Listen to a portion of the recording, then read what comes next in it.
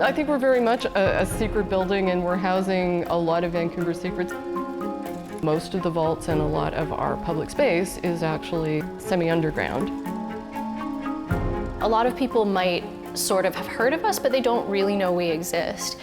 City of Vancouver Archives is the oldest municipal archives in English Canada, founded essentially in 1933 when Major James Skett Matthews was appointed city archivist.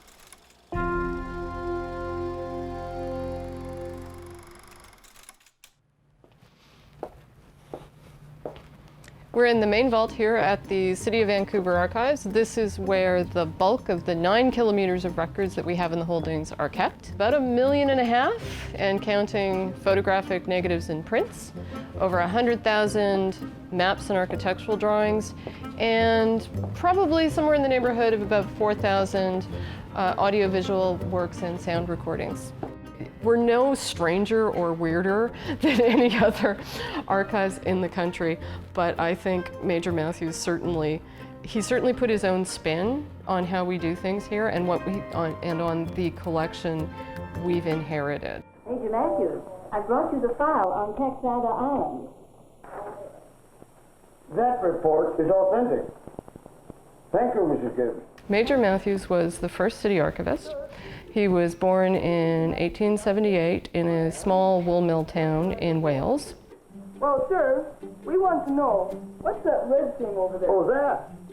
Oh, that was used to measure out the gasoline in British Columbia's first service station. He decided he would go and seek his fortune in America. Shortly after he arrived in Vancouver, he got a job as a clerk with Imperial Oil. At about the same time that Matthews joined Imperial Oil, he started collecting Vancouver memorabilia almost as soon as he landed. It was in the 1920s when he said goodbye to Imperial Oil and really focused full-time. He wasn't too clear on how he was going to make money doing this, but his attention really turned to his collection. And he started lobbying to find an official way of looking after the artifacts and the documents that he had collected. The city of Vancouver didn't really see the value in what he was doing, but he basically pushed and pushed and pushed and pushed. The city, in response, decided that they would give him some space, and in 1933 officially appointed him city archivist. This is a sugar cube from BC Sugar that Matthews acquired at the Diamond Jubilee commemorative lunch in 1946. It's odd enough that he acquired a sugar cube and thought it was worth preserving, but it's a BC Sugar cube, and BC Sugar was one of the very early businesses in Vancouver. He's in the note saying he's a little uncertain and feeling a bit badly about acquiring or taking the sugar cube for display purposes because it's 1946, just post-war. Vancouver's still rationing. And so he is expressing concern that perhaps he shouldn't take it for such a frivolous purpose. But he did. It speaks to Matthew's need to document everything. The other thing is a relic from 1939. It represents the visit of George VI, of King George VI and the Queen when they visited the city in 1939. And apparently the crowd was getting a little bit restless. The King and Queen were spending a bit too much time up in City Hall with the mayor. And so the King promptly butted out his cigarette, and the King and Queen went down, and the mayor's assistant secretary picked up the cigarette butt, and what Mrs. Hilda Pinder Moss did was give it to Matthews. So this is the royal cigarette butt. It is I think probably the weirdest thing that Matthews acquired. This really unassuming looking book, this is one of the oldest surviving accounting records from the city. Virtually everything in this vault is unique and irreplaceable. If the library burns down, the library goes and buys more books. If this building were to burn down, almost nothing in this vault would be replaceable.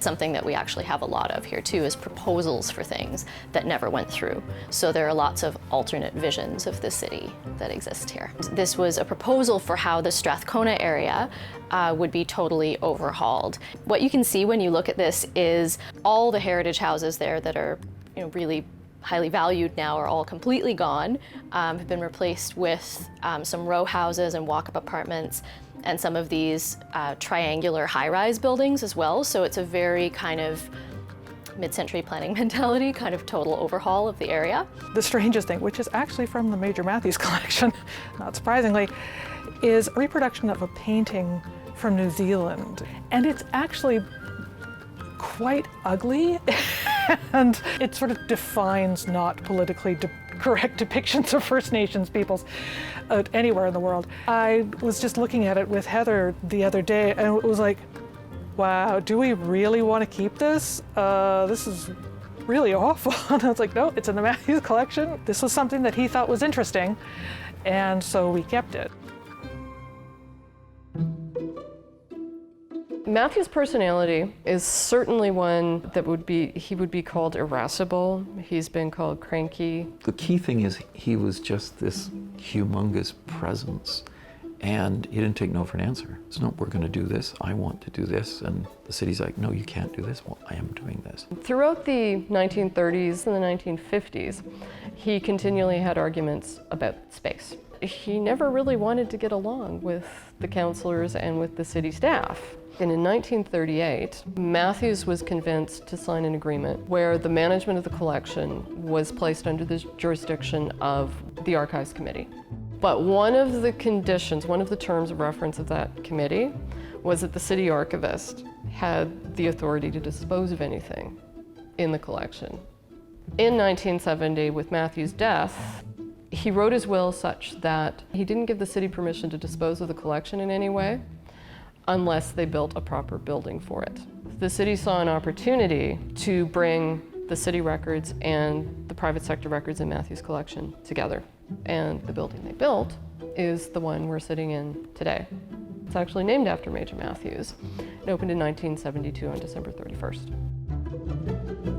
He definitely did not operate like a contemporary archivist at all. It was very much his hand on everything, so he would sometimes write things in the margins about what happened to somebody after this. His classification system was just bananas. He invented his own cataloging system, so you had to know that STR was a street, but then there might be a B and a P, which was a building, but then he might add some other little things. There's a lot of side kind of talk around the records, which is definitely not something we do now. So this is a map of the city of Vancouver. It's pretty old. You can see that False Creek hasn't been filled in yet. And we'd like to digitize it, but before we do that, it needs to be clean. And all these tears need to be secured. Thankfully, most of the records that we get from the city are in pretty good condition, but we get things out of some pretty scary looking places.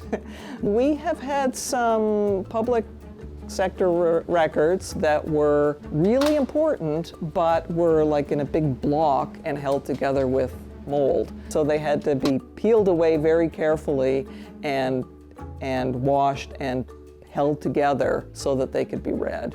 That took me months. You don't always think that paper can be thrown into water, and I don't throw it into the water. It's definitely delicate when it's wet, but all these pages are supported by polyester. It's kind of like lining in a suit.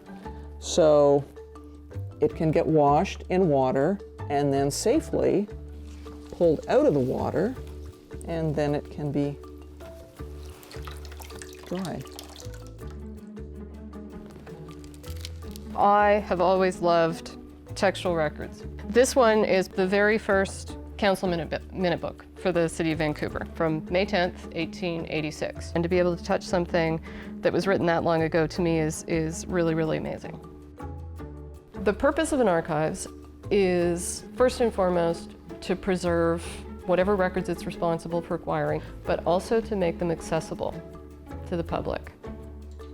People do research on all kinds of things. One thing that's important to understand about the work of archivists is that we don't interpret the records for you. There's an aim to be objective in how we deal with the records. Our role is just to preserve them as they are and make sure that what you look at today is the same thing that somebody else would look at in 200 years.